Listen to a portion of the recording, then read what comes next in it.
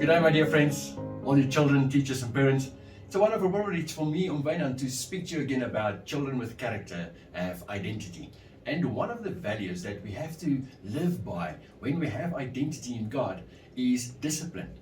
Freddie likes discipline. Freddie knows discipline and obedience to God and the leaders appointed over him is very important. Let's have a look what the Bible says about this. Romans 13 verse 1. You're welcome to read with me. The authorities that exist have been established by God. Consequently, he who rebels against the authority is rebelling against what God has instituted. And those who do so will bring judgment on themselves. So discipline, obedience, and obedience to God is very, very important.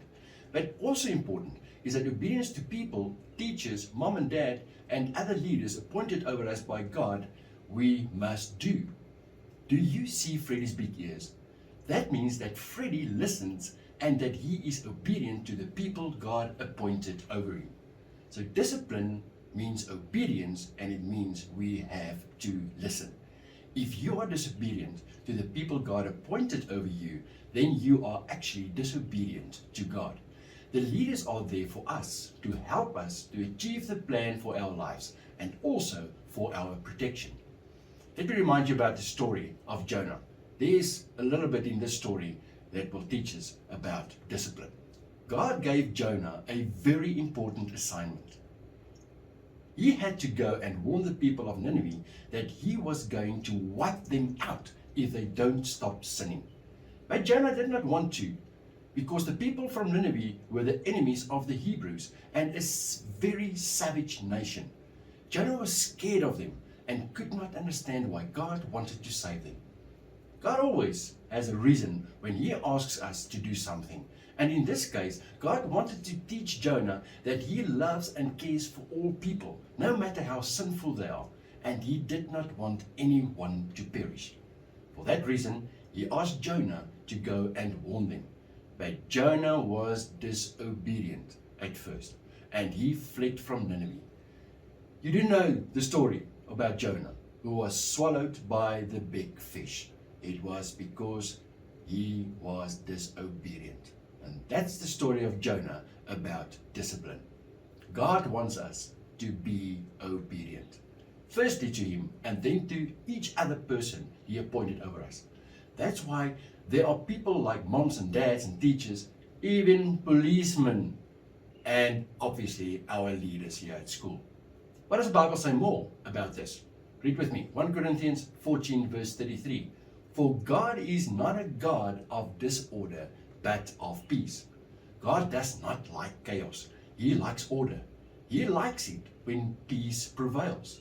In a school, there must also be order. That is how God likes it. And it's also the way the teachers like it.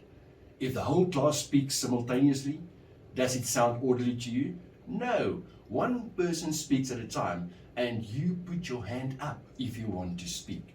It is also chaos if we leave places in a mess.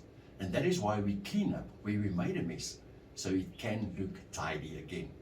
When we are disciplined, we must also be faithful in all we do. That means if we must do something for someone, we must do it immediately. The definition of obedience is to do what you have been asked to do the first time, properly, joyfully, and without complaint.